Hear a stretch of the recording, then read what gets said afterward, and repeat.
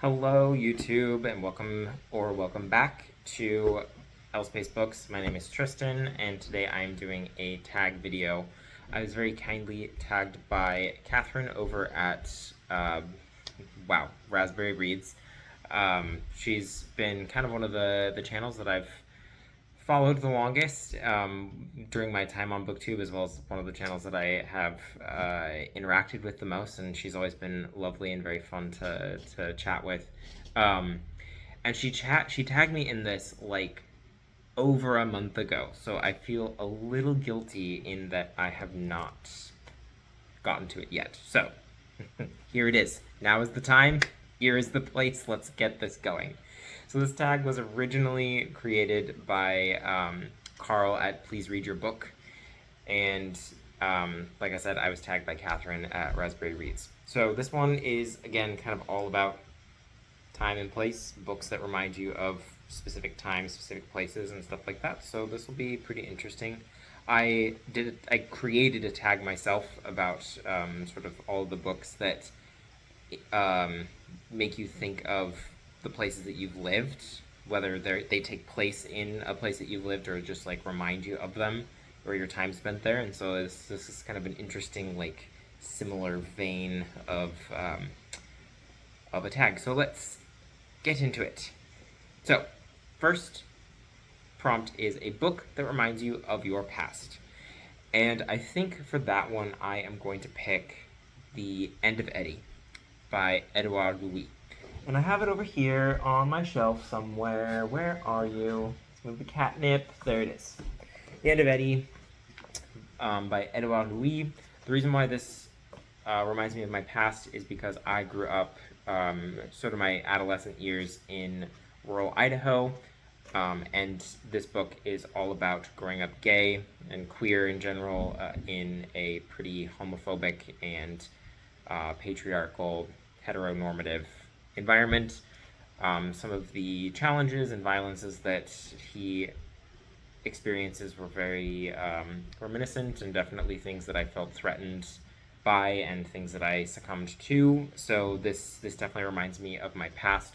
However, this is definitely a little more intense than what my childhood was, but I felt like I saw myself a lot in some of the struggles that Eddie Bellegueule went through in his life in rural France, of all places. So yeah, that is one that reminds me of my past. A book that is set in a place you would like to visit. Let's see, what is a good one that I would like to visit? I think, do I have one that takes place in Ireland? Perhaps not, but I think, oh gosh.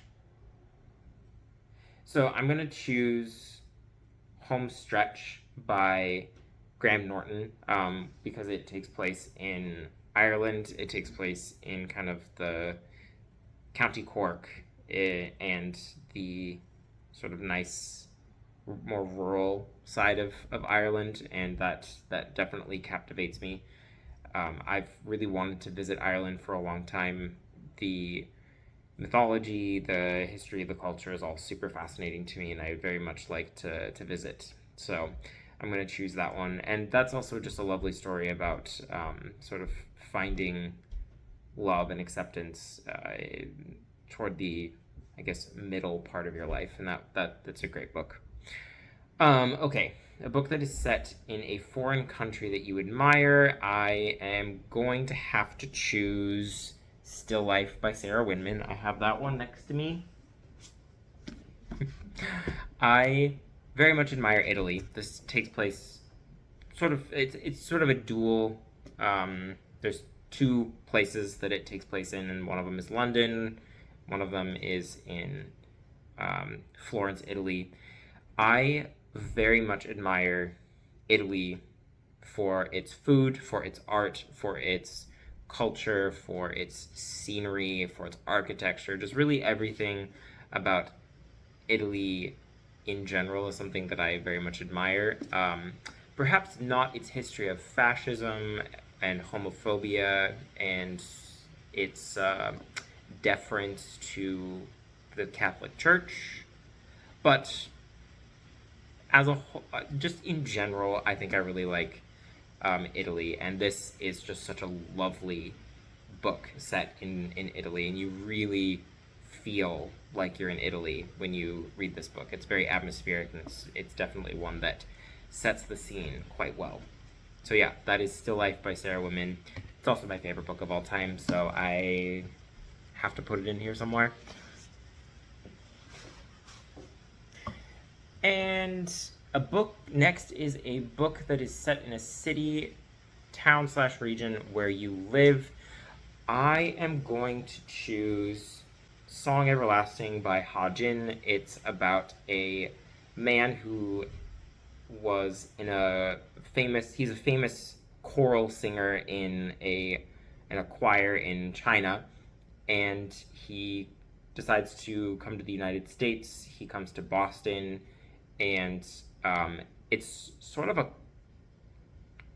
comedy in like the classic sense, like the tragedy ends in everybody dying, a comedy ends in people surviving, and that book is just one mishap and misfortune after another for the poor protagonist. I can't remember what his name is. Let me look it up really quick. I will also have the title, the cover up here. So that is, I don't need the images. I would like the synopsis. Okay, so the protagonist's name is Yao Tian, and yeah, he falls in with kind of the fictionalized version of Shen Yun. And if you don't know what Shen Yun is, it's this touring dance company that is kind of just like a propaganda show for the Falun Gong religion, which, like, they've been severely mistreated. They have people who are having their organs harvested in prisons in China, which is horrific and something that not enough people know about. But yeah, so that's one of the things that they talk about. And but anyway, Yao Tian just has so many things happen to him that are so unfortunate, and it's almost funny how absurdly bad his luck is, but it ends up being all about him just like finding fulfillment in the fact that he loves to sing and he loves to perform, and that's the ending is that his I mean, I guess I really won't spoil the ending, but it has a happy ending. We'll say that. But anyway, I would highly recommend that book, and it takes place in Boston primarily. Okay, now the last one is a book set in the future that you think is realistic, and I think I'm going to choose Project Hail Mary. I think that book was written kind of with our present technological ability in mind, and one that probably safely speculates what our potential is if we were to actually like just dedicate all of our world's resources and technology and minds to a single purpose.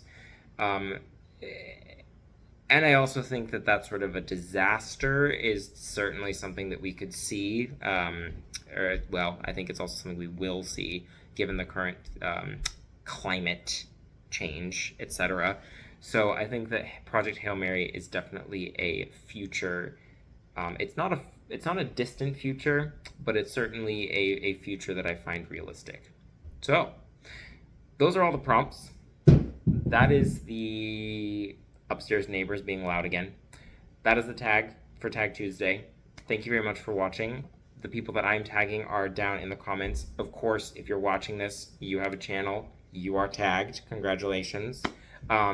Additionally, if you don't have a channel and you'd like to respond to the prompts in the comments, you might as well do it, because I would love to hear what your answers are to these prompts as well, because they're pretty interesting, I think. Anyway, that's all I have for you today. Thank you very much for watching, and I will see you again soon with another video. Bye!